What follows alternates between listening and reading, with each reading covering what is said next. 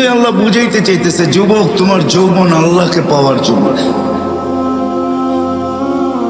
তুমি আল্লাহকে পাওয়ার জন্য যৌবন দিছি, তো ঘোষণা দিতেছেন তুমি আল্লাহকে যদি পায়া যাও তো তোমার জন্য আমি আজকের থেকেই শাবুন নাশা ফি সাবআতুন ইয়াদিল্লুহুমুল্লাহু তাহতা দিল্লি ইয়াউমা দিল্লু শাবুন নাশা ফি ইবাদাতিল্লাহ। আল্লাহ বলতেছেন তোমাকে আমার আরশের নিচে কিয়ামতের দিন সুপার ডিলাক্সে আমি জায়গা দিব। শুধু ডিলাক্স না, সুপার ডিলাক্স। তোমার জন্য এই গ্যালারি তৈরি হবে। যুবকের যৌবনও আল্লাহকে পাওয়ার জন্য, রূপসীর রূপও আল্লাহকে পাওয়ার জন্য। বলতে বলতে যদি বলা যায় তাহলে দারিদ্রের দারিদ্রতাও আল্লাহকে পাওয়ার জন্য। কেননা গরিবের ঘরের দুয়ারে জান্নাত লুটুপুটু খায়, গড়াগড়ি খাইতে থাকে। এই জন্য আল্লাহ রসুল বুঝাইছেন গরিব, বলছে হ্যাঁ গরিব, বলে কোনো চিন্তা নাই, আমিনু আলা রব্বিকুম সল্লু খামসাকুম সুমু শাহরাকুম মুতু ওয়াদখুলু জান্নাত রব্বিকুম। ঈমানটা বানাও, নামাজটা ঠিক করো, রোজাটা রাখো, মরতে দেরি, জান্নাতে যেতে দেরি হবে না। তারপরে পুরস্কার দিছেন। কেমন পুরস্কার? দুনিয়ার আধিপত্য হাজারো মানুষের হাতে, হাজারো শ্রেণীর হাতে। শ্রেণী বলা যায়, মানুষ না, হাজারো শ্রেণীর হাতে দুনিয়ার আধিপত্য। বাড়িওয়ালার ভাবি ভিন্ন, ঠিক না? কি বলেন? হ্যাঁ, যদিও খুদলে নিচে এখনো পানি পাওয়া যাবে কামরাঙ্গীর চরে। রাগ হয় না, কিন্তু বুঝানোর জন্য বলতেছি, পায়ে হাত রাখি। কেননা 30 হাত গভীর ছিল এখানে, 40 হাত গভীর ছিল। কামরাঙ্গীর চর যখন পড়তাম তো বর্ষার যুগে তো এই পুরাটা চরই আমাদের চোখের সামনে ভাসত। আজকের কথা বলতেছি না, সেই 86-র কথা বলতেছি। তো পুরাটা চরই তো চোখের সামনে ভাসত, ভাসমান। তো বাড়িওয়ালার ভাবি ভিন্ন। তো হাজারো শ্রেণীর হাতে এখন দুনিয়ার আধিপত্য, ঠিক না? মার্কেটওয়ালা হলে তো কোনো কথাই নেই, ঠিক না? আমি আপনাদের এখানের একজন লোককে চিনি যে এখানের মার্কেটের মালিক। আপনাদের এখানে হবে না হয় কালীগঞ্জ হবে, মনে হয় এইখানেই হবে, কামরাঙ্গীর চরেই। উনি আমেরিকাতে থাকে, এইখান থেকে টাকা যায়, ওইখানে বসে আরামে থাকেন, কিচ্ছু করেন না। জিজ্ঞাসা করলাম কিছু করেন না, কিভাবে চলেন? হুজুর চিন্তা করেন না, আমার মার্কেটের দোকান আছে তো, 50-60টা দোকান আছে, যা বাড়া আসে ওটা দিয়ে আমার চলে যায়। তো যেটা বুঝাইতেছিলাম, হাজারো শ্রেণীর হাতে দুনিয়ার আধিপত্য। আমি বিভক্ত দেখাইতেছি না, কিয়ামতের দিন আধিপত্য হবে গরিবের হাতে। কিয়ামতের মাঠের সর্দার গরিব, কিয়ামতের মাঠের আধিপত্যওয়ালা গরিব, কিয়ামতের মাঠের রংবাজ গরিব। যত শব্দ দুনিয়াতে আছে আধিপত্যের জন্য, সব ওর লোকে ফিট করতে পারেন। এই জন্যই হাদিসে আছে কিয়ামতের দিন ফেরেশতা আসবে ওর কাছে হিসাব দিতে, চলো। তো ফেরেশতাকে ও চোখ দেখায় দিবে, ফেরেশতার চোখে আঙ্গুল ঢুকায় দিবে আর বলবে আইয়ু হিসাবিল্লানা, আমাদের কিসের হিসাব? পাগলি এখান থেকে, আমাদের কিসের হিসাব? তো তর্ক বিতর্ক আল্লাহ দেখবে, জানবে। আল্লাহ জিজ্ঞাসা করবে তর্ক বিতর্ক কিসের? গরিব হিসাব দিতে রাজি না। আল্লাহ বলবে শান্ত ভাষায় জিজ্ঞাসা করো, ভদ্র ভাষায়, কেন দিবে না? তো গরিবের কাছে ওই দিনও লজিক থাকবে, যুক্তি থাকবে। বলবে মা আতান আল্লাহু মালা, দুনিয়াতে মাল দেয় নাই, কিসের হিসাব? মালই তো দেয় নাই। সকালে আনছি বিকালে শেষ, বিকালে আনছি সকালে শেষ। নুন আনতে পান্তা শেষ, পান্তা আনতে নুন শেষ। 1 তারিখে পাইছি, 20-25 তারিখে শেষ। মালই নেই, কি হিসাব? আল্লাহ স্বীকারোক্তি দিবেন, গরিবদের পক্ষে আল্লাহ যাবে আর বলবে সাদাকু, এরা সত্য বলছে, মাল দেয় নাই। দুনিয়ার জোট কোনো জোট না, জোট তো হবে কিয়ামতের দিন। হ্যাঁ, অমতাজুল ইয়াউমা আইয়ুহাল মুজরিমুন, এটাই আল্লাহ বুঝাইতেছেন কিয়ামতের দিন জোট হবে, জোট। অমতাজুল ইয়াউমা আইয়ুহাল মুজরিমুন, ওই দিন জোট হবে, জোট। জোট বোঝেন? ঐক্য, জোট। ওই দিন হবে জোট। গরিবরা জোটবদ্ধ হবে, স্লোগান দিবে, বলবে, আল্লাহ যখন বলবে সত্য বলছে, তখন বলবে আইয়ু হিসাবিল্লানা মা আতানা আল্লাহু মালা লিমাযা তুহাসসিরুন ওয়া তাতাআখারুন। কেন তোমরা আমাদেরকে ঘিরা রাখছো আর আমাদেরকে দেরি বা কেন করাইতেছ? মাল তো দেয় নাই আল্লাহ, আল্লাহ তো বললো সত্য, মাল দেয় নাই, তো কেন আমাদেরকে বাধা দিয়ে রাখছো? স্লোগান এটা চলবে। তো আল্লাহ বলবে, আল্লাহ মাল নাকি দেখ নাই? ফেরেশতারা বলবে মাল নাকি দেখ নাই? আল্লাহ বলবে সত্য। বলবে কি করব? তো আল্লাহ বলবে গাত্তুহুম আস্তুরুহুম, তাড়াতাড়ি এদেরকে লুকাও আর ঢাকো।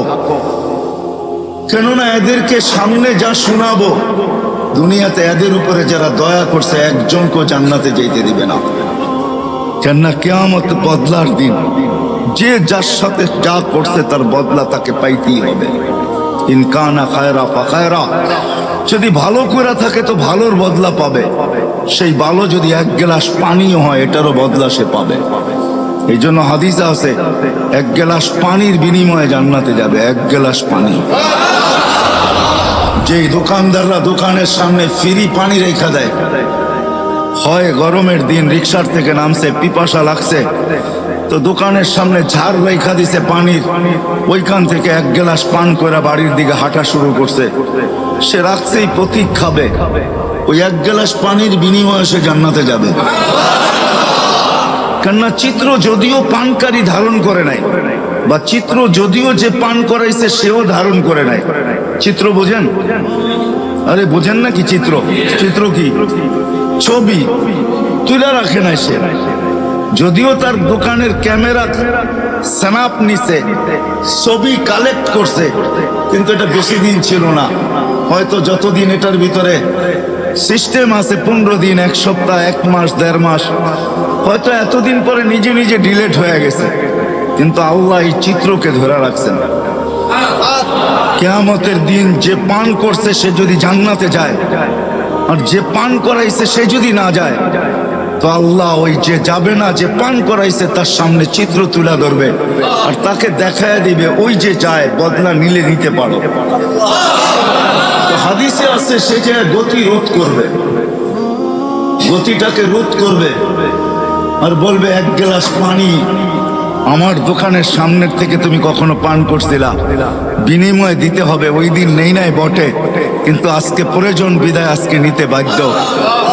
আমাকে বিনিময় দিবে, তারপরে যেতে দিব, নাইলে যেতে দিব না।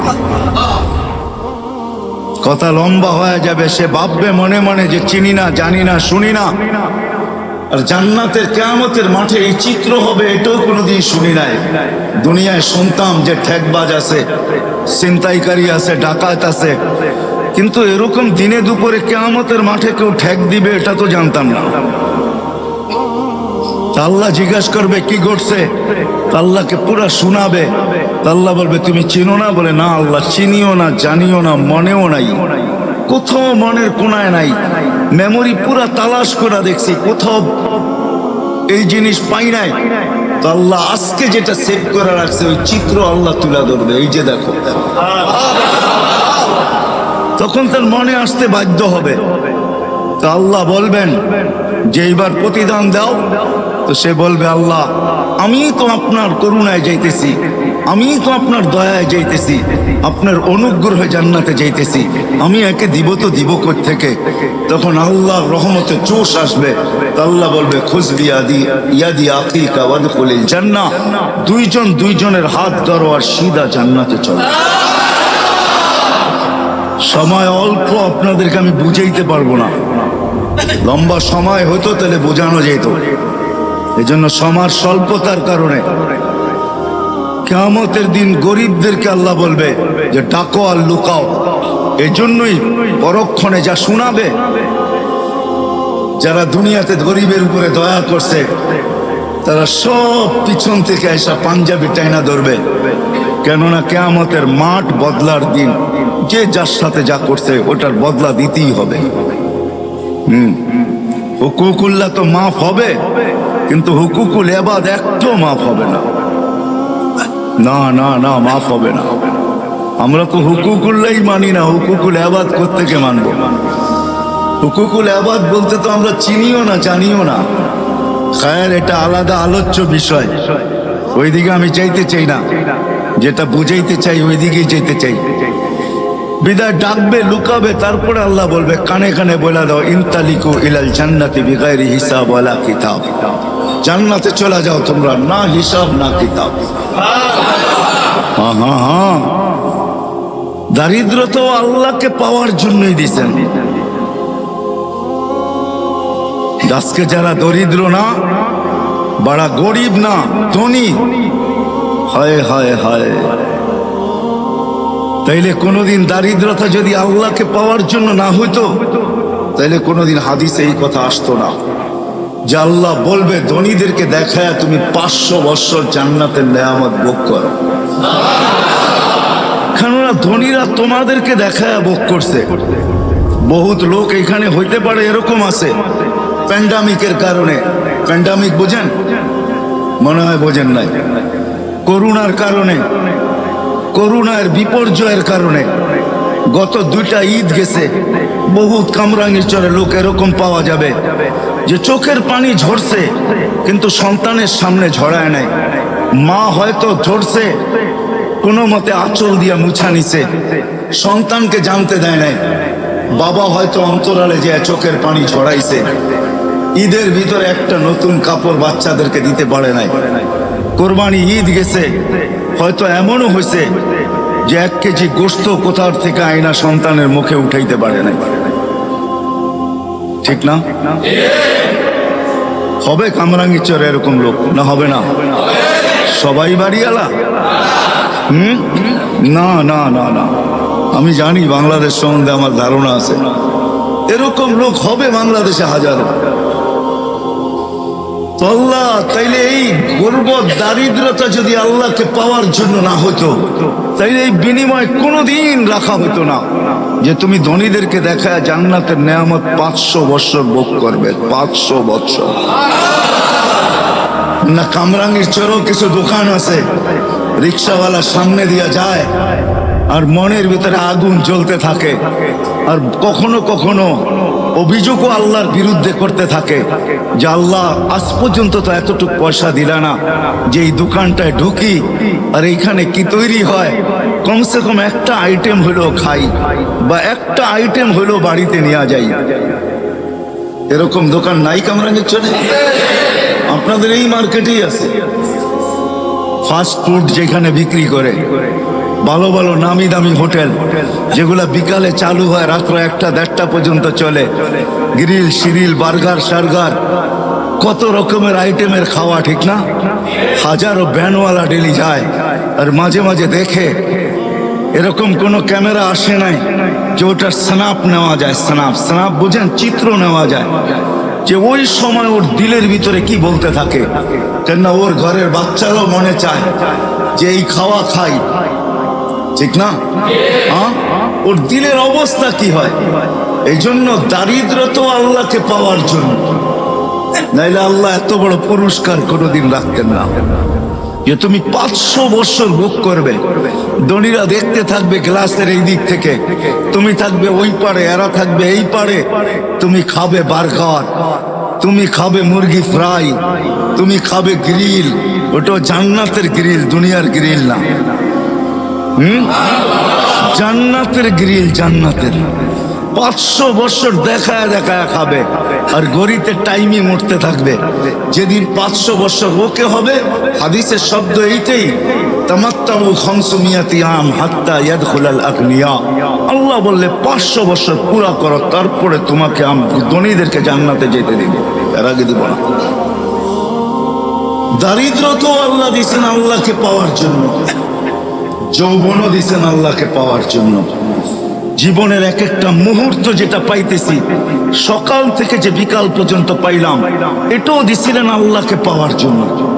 যদি এটা না হইতো তাইলে সূর্য উঠার সময় এই কথা কোনোদিন বলতো না, আনা ইয়াউমুন জাদীদ, আমি নতুন দিন, আলা আমালিকা শাহিদ, ও কামরাঙ্গীর চরের মানুষ, আনা ইয়াউমুন জাদীদ, আমি নতুন দিন, আলা আমালিকা শাহিদ, তোর কর্মের উপরে আমি সাক্ষী, ফাগতানিম, সুবর্ণ সুযোগ মনে কর, লান আউদ ফি হায়াতিকা আবাদা, হতে পারে আর কোনোদিন আমি তোর জীবনে উদিত নাও হতে পারি। সকাল থেকে সন্ধ্যা পাওয়া এটাও আল্লাহকে পাওয়ার জন্য, নাইলে সূর্য এই কথা বলতে বলতে উঠতো না কোনোদিন। তাইলে আল্লাহর রসুল চিৎকার দিয়া এই সতর্কতা কোনোদিন করতেন না, ইদা আসবাহতা ফালা তানতাযিরিল মাসা, সকাল মিলল তো সন্ধ্যার অপেক্ষা করো না, ওয়া ইদা আমসাইতা ফালা তানতাযিরিস সাবা, সন্ধ্যা মিলল তো সকালের অপেক্ষা করো না। বললো কি করব? বলে বাদিরু বিল আমাল, আল্লাহকে পাওয়ার জন্য দৌড় লাগাইতে থাকো, দৌড়। ফাফিরু ইলাল্লাহ, দৌড়াও আল্লাহর দিকে, কেননা তোমার সব কিছু, ঝুপড়িওয়ালার ঝুপড়িও, অট্টালিকাওয়ালার অট্টালিকাও, রাজার রাজত্ব, প্রত্যেক ব্যক্তিকে যা কিছু দিছেন সব আল্লাহকে পাওয়ার জন্য। আল্লাহকে পাওয়ার জন্য যদি না হইতো তাহলে এই কথা কোনোদিন আসতো না।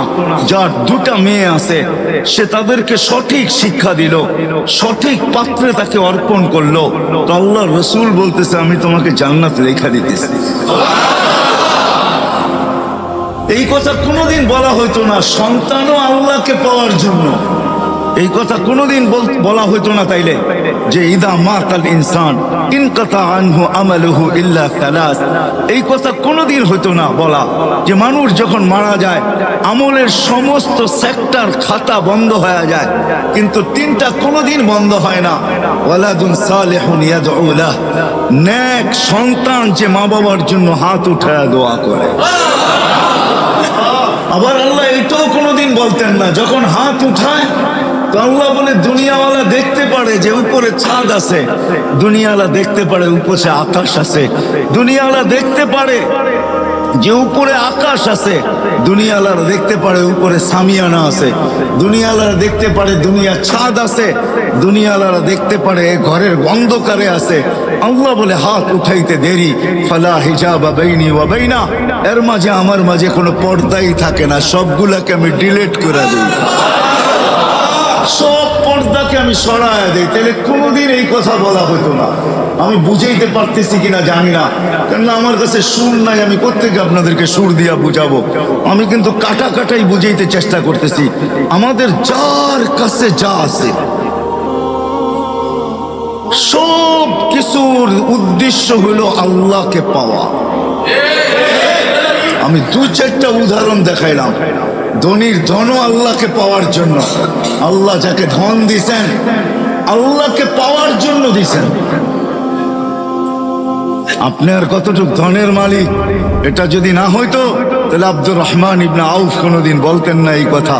যাকে আল্লাহ ধন দিছিলেন কতটুকু, যেদিন দুনিয়ার থেকে বিদায় নেন ওই দিন ওনার ক্যাশ কোটি টাকা। কত? কয় টাকায় হয়?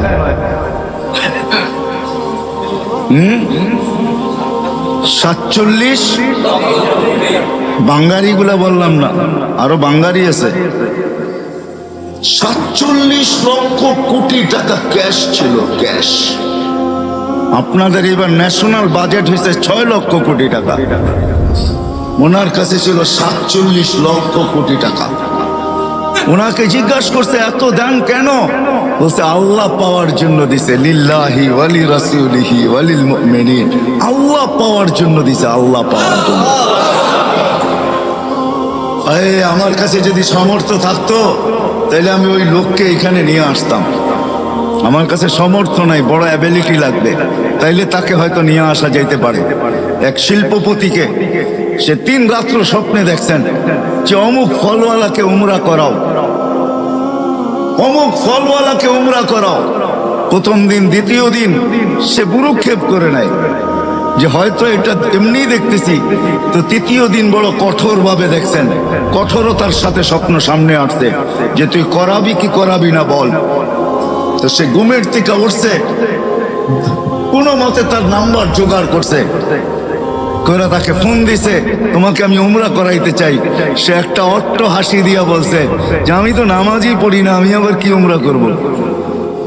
আমি তো মসজিদই চিনি না, উমরা আবার কি করব আমি?